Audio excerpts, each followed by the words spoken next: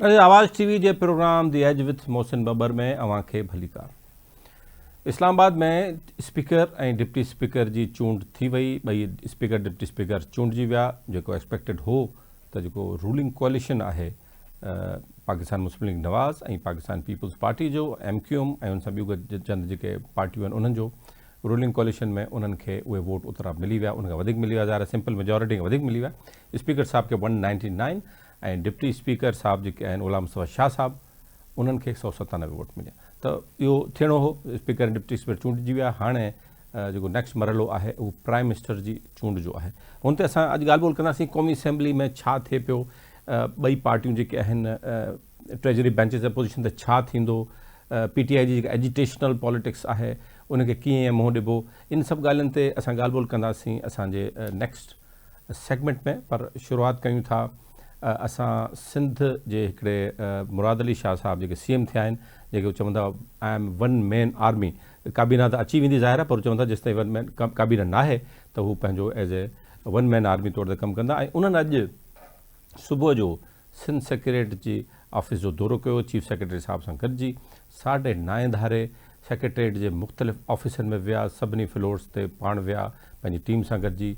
ऐं हुननि 5 सेक्रेटरीज़ मां 4 सेक्रेटरी साहब पंहिंजी ऑफिस में 9:30 ताईं न पहुता हुआ।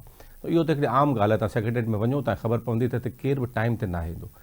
सेक्रेटरी साहिबान टाइम ते न ईंदा, मुश्किल सां कुझु तव्हांखे सेक्रेटरी मिलंदा जेके टाइम ते ईंदा आहिनि ऐं पंहिंजो कारोबार हलाईंदा आहिनि। अदरवाइज़ इन सॼे जेको गवर्नमेंट जो सिस्टम आहे मुख़्तलिफ़ खातनि जो उहो ईअं ई हलंदो आहे। के सेक्रेटरी साहिबान त असांखे इहा बि ख़बर आहे पोएं दौर में बि ऐं शायदि हाणे बि उहो ऑफिस 3-4 खां पोइ ईंदा हुआ ऐं राति ताईं वेही पंहिंजा कम उते उकलाईंदा हुआ। हाणे ख़बर न आहे कहिड़ा कम हुआ, कहिड़ियूं फाइलूं हुयूं जेके उकलाईंदा हुआ, लेकिन इहो बि थींदो रहियो आहे, असां ॾिठो आहे सेक्रेटरीट जे मुख़्तलिफ़ खातनि में। हाणे नाज़रीन इशू इहो आहे त सिंध ऐं पंजाब जी गवर्नेंस जो मुक़ाबिलो आहे। जेतोणीकि काफ़ी मामलनि में सिंध जी गवर्नेंस ते सवाल उथंदा रहिया आहिनि, पर हिकिड़ी रिपोर्ट शायदि थी हुई इन साल डिसंबर में जेका असां ख़ुदि ब्रेक कई हुई, ऐं उहा इहा हुई त जेका हफ़ीज़ पाशा साहब आहिनि उन्हनि जेकी रिपोर्ट आई आहे सिंध जी गवर्नेंस खे पंजाब जी गवर्नेंस खां बहितर ॾेखारियो आहे। हफ़ीज़ पाशा साहब, डॉक्टर हफ़ीज़ पाशा साहब जेके आहिनि उहे नाले वारा इकोनॉमिस्ट आहिनि ऐं गवर्नेंस जे मामले ते इकोनॉमी ते हुननि जो काफ़ी आहे। हुननि जेकी रिपोर्ट पब्लिश थी उन्हनि इहे पंहिंजे तौर ते जेके उन्हनि रिसर्च कई आहे, एनालिसिस करे सिंध जी गवर्नेंस खे बहितर पंजाब खां करार ॾिनो आहे। बहरहाल हिन दफ़े इहो त ठीकु थियो, माज़ी जो हिसो थी वियो, पर हाणे मुक़ाबिलो पंजाब जी गवर्नेंस ऐं सिंध जी गवर्नेंस जो आहे। हिन भेरे कॉम्पिटिशन टफ थींदो। टफ इन सेंस में थींदो त पंजाब जी पंहिंजी हुननि मुस्लिम लीग नून मरियम नवाज़ साहिबा पंहिंजी हिकिड़ी पॉलिसी जो ऐलान कयो आहे, रोड मैप जो ऐलान कयो आहे। मुराद अली शाह साहब पंहिंजी तक़रीर में पंहिंजे तरीक़े सां सिंध खे अॻिते वठी वञणु चाहींदा, हू कंटिन्यूशन करणु चाहिनि था। पंहिंजी जेका हुननि जो डेवलपमेंट जो विज़न आहे उन खे पंजाब वटि कुझु नयूं शयूं आहिनि, सिंध पंहिंजे तरीक़े सां कमु करणु चाहिनि था। पर हिकिड़ी ॻाल्हि ज़रूरु आहे, ॿिन्ही कॉम्पिटिशन में भलो फ़ाइदो लाभ आम माण्हू खे मिलंदो। कॉम्पिटिशन थींदो, माण्हुनि खे डिलीवरी करणी पवंदी, माण्हुनि खे जॾहिं तव्हां डिलीवरी कंदो त उन्हनि खे फ़ाइदो थींदो। त इहो कॉम्पिटिशन सुठो आहे। पर हिन भेरे सॼो जेको कॉम्पिटिशन आहे, तव्हां वटि 2 सूबाई असेंबलियूं पीपल्स पार्टी वठनि, हिकिड़ी 2 हुकूमतूं सूबाई पीपल्स पार्टी वठनि, हिकिड़ी सूबाई हुकूमत PMLN वटि आहे ऐं हिकिड़ी PTI वटि आहे। हाणे हिते इन्हनि जो परफॉर्मेंस जो हिकिड़ो ज़बरदस्त क़िस्म जो मुक़ाबिलो थींदो। एजिटेशन, मुखालफ़त, पॉलिटिक्स, पार्लियामेंट में अंदरि मुखालफ़त, पार्लियामेंट खां ॿाहिरि मुखालफ़त, तनक़ीदूं, तबरा सभु थींदा। पर एंड ऑफ द डे तव्हांजी जेका गवर्नेंस आहे उहा बहितर थींदे जेकॾहिं कंदा असांजो हीअ हुकूमतूं त आम माण्हुनि खे फ़ाइदो थींदो। हाणे हिन में हिकिड़ो ॿियो मसइलो बि आहे त सिंध में सेक्रेटरीज़ जी जॾहिं चूंड थींदी ऐं काबीना जी चूंड थींदी त इहो ख़ुदि रिफ्लेक्शन आहे हिकिड़ी त सिंध में गवर्नेंस केॾांहुं वेंदी। इहो बि हिकिड़ो फ़ाइदो थींदो। ॾिसूं था हिन में कहिड़ा सेक्रेटरीज़ अची चार्ज वठनि था ऐं कहिड़ा मिनिस्टर काबीना में खयां वञनि था।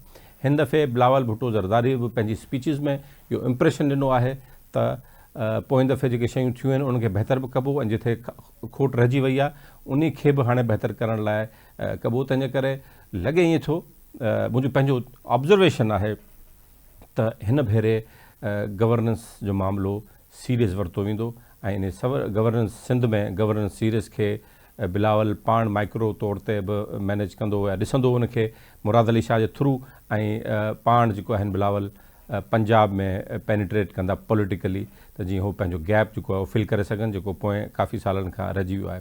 तंहिंजे करे उनजे लाइ ज़रूरी आहे त पंजाब खां सिंध में बहितर परफॉर्मेंस ॾिनी वञे। इहो ख़ुदि हिकिड़ो वॾो चैलेंज हूंदो। ॾिसो हिनखे कीअं बहितर इहो कयो वेंदो। हिकिड़ो ॿियो तव्हांखे ख़बर आहे त हिकिड़ो सिस्टम प्रिवेल करे थो, सिस्टम जंहिंखे चवंदा आहिनि सिंध में, उन सिस्टम खे कीअं ख़तमु कयो वेंदो, उन सिस्टम खे पुंजो कीअं ॾिनो वेंदो। उन सिस्टम जो प्रॉब्लम इहो आहे त उनमें रुॻो सियासतदान शामिल आहिनि, उनमें ब्यूरोक्रेसी शामिल आहे, उनमें ॿिया प्लेयर्स बि शामिल आहिनि। हिकिड़ो बाक़ाइदा हिकिड़ो विशेष सर्किल आहे जंहिंमें इहो कमु करे थो। इन सिस्टम खे धकु कीअं लॻंदो। पहिरीं ख़बर अख़बारनि जी आहे हुई त मुख़्तियार कारनि जूं बदिलियूं कुझु थियूं ऐं उहो CM साहिबु मुराद अली साहिब जो नोटिस वरितो ऐं उहे बदिलियूं वापसि थियूं आहिनि। इहो ख़ुदि हिकिड़ो इंडिकेटर आहे। तव्हां इन सां अंदाज़ो लॻाए सघो था त उहो सिस्टम हो, मुख़्तियार कारनि जूं बदिलियूं सिस्टम जे थ्रू उहे थियनि थियूं, उनखे अची मुराद अली शाह वापसि करायो आहे। त इहो इंडिकेटर, इहो इशारो आहे, हिकिड़ो अञाण आहे हिकिड़ो त गवर्नेंस कहिड़े पासे वेंदी। पर बहरहाल सेक्रेटरी जॾहिं अपॉइंटमेंट थींदी, डेवलपमेंट जो वर्क अॻिते हलंदो, नई बजट ईंदी, उन्हनि खे असांखे डायरेक्शन हिकिड़ी ख़बर पइजी वेंदी, आम माण्हू खे बि ख़बर पइजी वेंदी त इहो सिंध में गवर्नेंस सिस्टम केॾांहुं वञे पियो। वेट करणो पवंदो काबीना अचे सिंध जी ऐं कमकार शुरू थियनि, पॉलिसी साम्हूं अचे। जेके पीपल्स पार्टी जे मैनिफेस्टो में अहम ॻाल्हियूं कयूं आहिनि, जंहिंमें घणे भाङे आम माण्हुनि खे डायरेक्टली फ़ाइदो मिलण वारियूं पॉलिसियूं आहिनि, उन्हनि ते अमल दरामद कीअं शुरू थींदो, इहो ख़ुदि हिकिड़ो ॾिसणो पवंदो। ऐं असां सभई एज़ ए मीडिया ऐं एज़ ए आम माण्हू बि, उन्हनि जा वोटर बि, सभु जेके आहिनि जिन वोट ॾिना आहिनि उहे बि, जिन वोट ॾिना आहिनि उहे बि हिन खे फॉलो करे सघनि था। ऐं ज़रूरु फॉलो करणु। जमहूरियत जो इहो ई बहितरीनु सिस्टम आहे जमहूरियत जो, त तव्हां पंहिंजे नुमाइंदनि खे पुछाणो करे सघो था, पंहिंजे वज़ीरनि करे सघो था, उन सां बहितरी ईंदी आहे, उन सां ख़ुदि हुकूमत बि सिखंदी आहे ऐं शयूं बहितर थींदियूं आहिनि। पर हाणे इन जे लाइ असांखे इंतज़ारु करिणो पवंदो। नई गवर्नेंस जेका आहे सिंध गवर्नमेंट जी, नओं जेको फेस आहे गवर्नेंस जो, उहो अॻिते कीअं हलंदो। नालो वठूं था ब्रेक खां पोइ इस्लामाबाद, ऐं इस्लामाबाद में क़ौमी असेंबली में छा थियो हुन ते ॻाल्हि ॿोल कंदासीं।